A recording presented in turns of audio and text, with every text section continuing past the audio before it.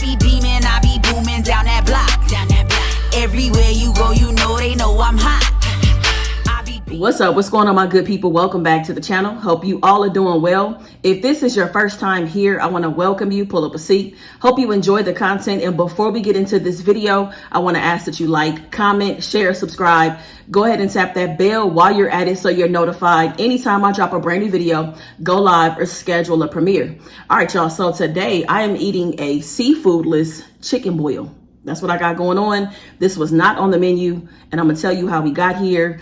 But it's about to be bomb. This is about to be so good, y'all. Okay, I have grilled jerk chicken in here, some grilled veggies, boiled eggs. I got some sausages. I made a jerk butter sauce. So I have some of that in here as well. So I'm gonna tell you how I ended up eating this in just a second. Let's take a bite first. Let's take a bite. Oh, this is a good bite too. Got an orange bell pepper, chicken, sausage. Let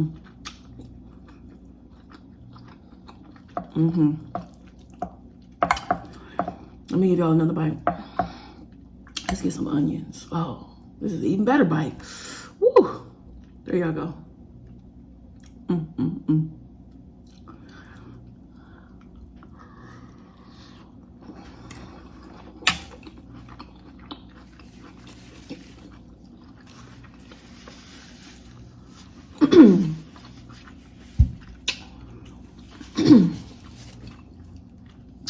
Also got some corn off to the side, y'all. Let me dip the corn on camera for y'all. This thing is kind of hot, this sauce. So let me dip that for y'all. Woo! Woo, that's hot, y'all.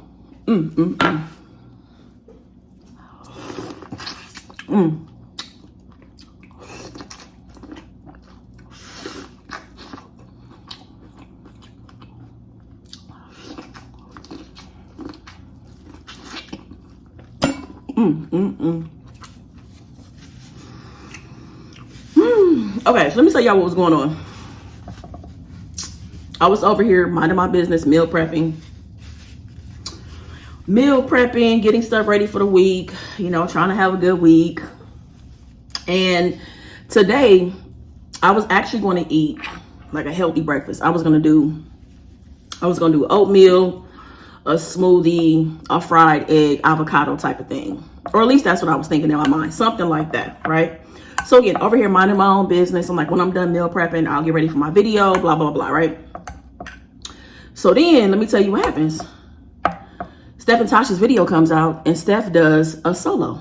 And y'all, she had this drenched seafood boil. I know y'all seen it. And if y'all haven't, you should go watch it. Y'all, she got this drenched seafood boil.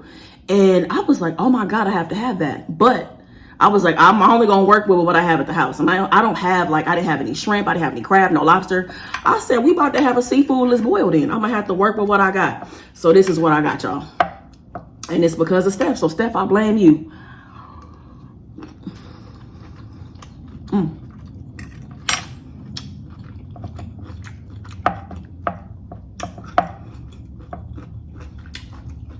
For the egg lovers.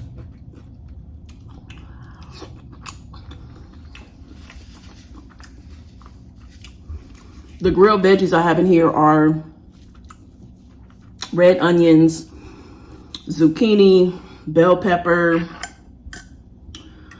I need some more sauce. I really want egg and dip it in the sauce.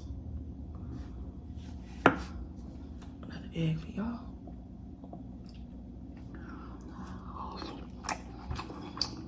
I'm gonna tell y'all what's in the sauce. Also, let me give y'all a close-up. A close-up on this boil and a close-up on the sauce so y'all can really see what's going on over here. But yeah, let me tell you what is in the sauce. So this sauce it has butter, olive oil, sauteed onions, jerk seasoning, which is my seasoning that I'm currently working on, Also, the Cajun lemon pepper from my line as well. I have lemon juice, garlic, oregano, salt-free garlic herb seasoning, and Texas Pete hot sauce. Delicious, okay?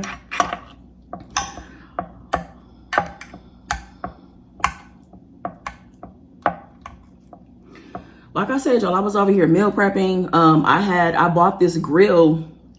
Matter of fact, the box is right here. I bought this grill from Amazon, y'all. And y'all gonna see it in the vlog. I was vlogging too.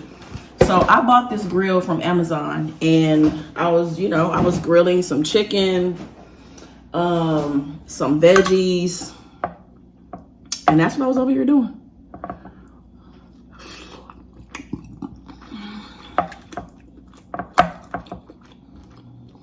That's a good bite. Hold on, let me get this to y'all. I feel like y'all should have this bite. Ooh, yes.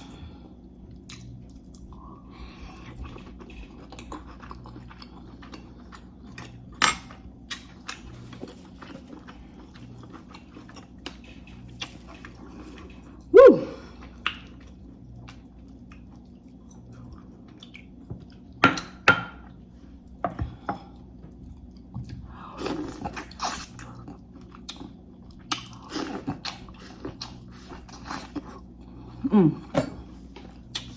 I knew this was gonna get messy.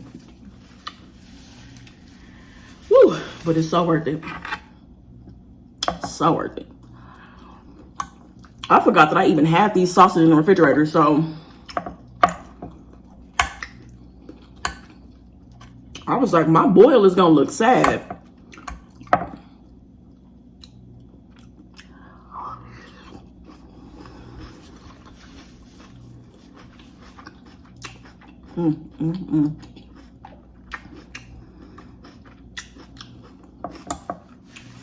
Yo, I didn't know how much I needed this. Let's take a dip in the sauce. I really want some onion. I feel like I used a lot of onion.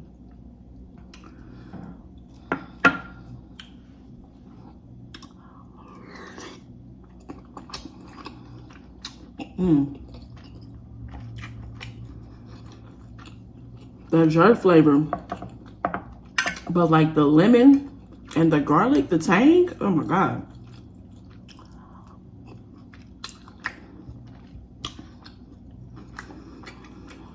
Woo! My honey's supposed to be coming over my house tonight, girl. I'm gonna make this for you. I'm gonna make this for you. I am.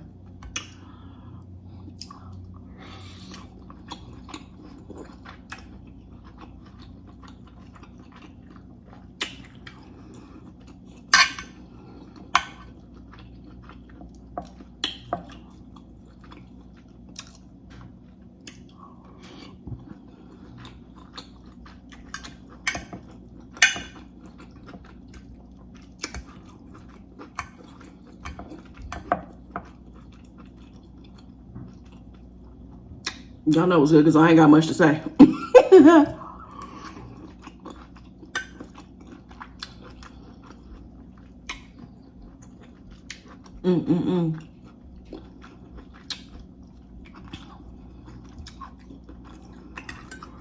Whew. Oh my God.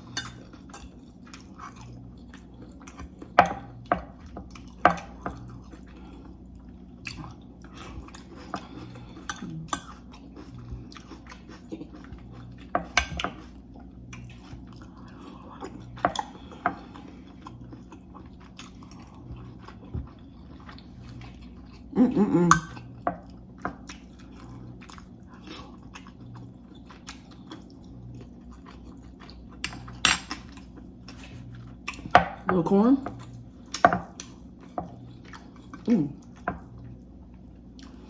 Corn with a little zucchini on top. Yep.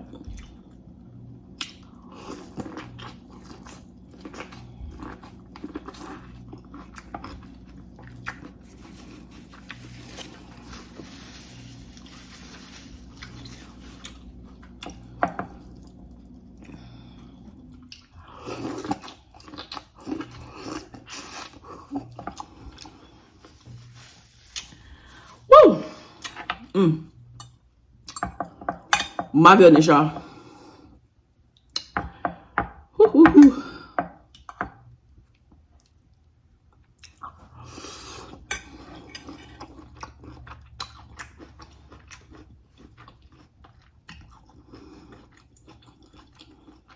Y'all,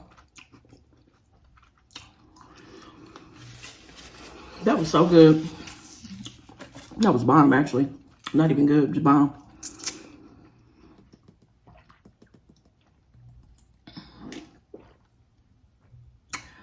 Woo!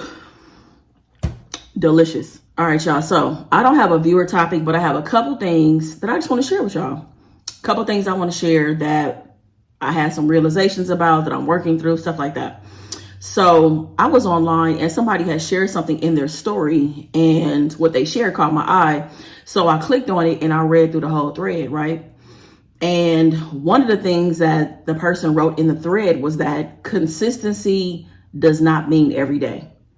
And when I tell y'all that freed me from so much, especially with creating content, I don't know why. Okay, so when I left my corporate job in 2019 and moved back home to my parents' house, I was like, oh, I'm gonna create content every day. I'm gonna create content every day. I got so ambitious and so eager, right? And then even when I moved to my space that I'm in now, I was like, oh, I'm gonna do videos every day. And I don't know why. I think it's the excitement of creating and like being consistent, but it was such a good reminder that consistency does not mean every day, right? So if you work out 3 or 4 times a week, just because you don't go 7 days a week, you are being consistent, you know? So yeah, the way that I'm creating, and sometimes it may be daily, but it's also okay if it's not, you know? Like creating 20 videos a month versus 30 for the entire month does not mean that I'm inconsistent. And so, yeah, like I really needed that message to just free me from this goal, you know, because it just doesn't have to be every day. Like I said, it depends on how I feel, depends on what I have going on, what I'm working on. I guess my biggest thing is that I'm just focused on making sure that long stretches of time don't go by before I create more content, you know? So that's one thing I've done for sure. I've done a really good job of being consistent, which does not mean daily videos, right? And I'm okay with that. But when I saw that, it's so interesting how the simplest things can really give you perspective and really shift your mindset. And like I said, free you of things that are just holding you captive in your mind or in your heart. So yeah, I wanted to share that because it's just not super deep or profound. You know, it's a very easy thing that she wrote out and shared, but I know that it reached a lot of people because it definitely reached and touched me. Like I really, really needed that because I think that for me, it was like coming from a place of being so inconsistent with my content. Like, I mean, last year, y'all, there were stretches of time where I took 30 days off. And the most time that I took off was 2 months. I took 2 months off of not creating any videos at all. And it can really be hard to climb out of that. I think the more you are not creating, the more you want to continue doing that. And that just goes with anything. Like the more you create, you want to keep doing that. Or if you're not creating, you want to keep on not creating, you know? So I don't know, like I just feel really good about the place that I'm in terms of creativity. And the consistency that works for me, you know? So I think that was the thing, was like, I think in my mind, it was like, it gotta be daily, you know? And it's like, no, it don't, Rhonda. It doesn't.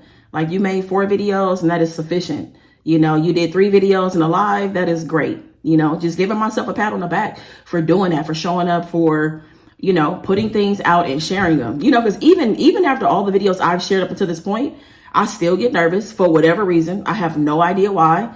And it's interesting because a couple of y'all have told me like, Rhonda, I can tell you still a little bit nervous. I am, because I never saw myself really being in front of a camera, you know? But yeah, even after all these videos, you know, you still, yeah, you know, I don't know, but I wanted to share that. So there's that. And then I wanted to share about how rejection is redirection. You know, like I've heard that before. But then like, I really didn't understand it because maybe at the time when I first heard it, I hadn't, you know, I guess I didn't really know how to make sense of it. I heard it years ago, but I mean, obviously the times when rejection have had it, it always worked out in the end for me. And I wanted to share something, a very recent thing. So as many of you know, I'm a filmmaker, and we did our documentary and we submitted to several film festivals, and we have been rejected from several film festivals. And it just really didn't feel good. It didn't feel good getting those emails. It didn't feel good, thinking that I never felt like the work wasn't good enough. I don't want to say that because that's not true. But it didn't feel good. You know what I'm saying? Like, I really thought that we were going to get into more festivals than we actually got into. Now, does that mean that our film isn't important? No. Does that mean that our film shouldn't be seen? No. Does that mean that as our first time making a documentary, we did a bad job? Absolutely not. It doesn't mean that either. But the redirection part of it is getting those rejection emails really made us have to go back, sit down as a team and talk about what the plan was, because the plan, going to these film festivals and thinking that we were going to travel to different parts of the country and have a chance to, network and meet people and share our story, that really felt like that really wasn't the way to go. And let me say this too, this is a tough time for documentaries, because in this last year or so, there's been a lot of documentaries for musicians, people who are politicians. People have done these global, been all over the globe and changed the world and all that kind of stuff, right? It's hard to compete with that. So I will say that it's very hard to compete with, a documentary about a musician who's in the Rock and Roll Hall of Fame. That could be hard. So anyways, we had to go back to the drawing board and just kind of talk about our plan. And, that really helped us think about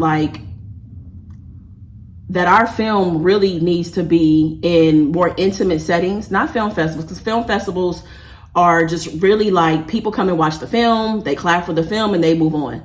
Our film really needs to be in a format where it's, child welfare related, foster care related, stuff with social workers, organizations, educational institutions, stuff like that.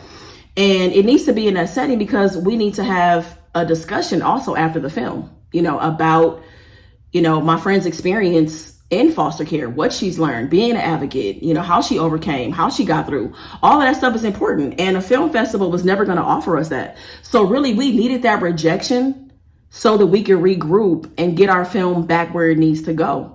I just got an email or a phone call the other day. Somebody called me like 2 or 3 days ago. Hey, Rhonda, trying to get you guys to come here at this, we have a theater at this college, this university. We want to have a Q&A session. We want to do this. We want to do that. So that is more our speed. So just rejection, it really is redirection, and that can be you being rejected from a job, not getting an apartment, a relationship, anything. It can look like anything. There may be a definite reason why you did not get that apartment that you thought was the place of your dreams, whether you had the credit, the income, the whatever that did not work out, just know that it worked out in your favor. So I wanted to share my experience and just say that it did not feel good. Getting those emails was like, what?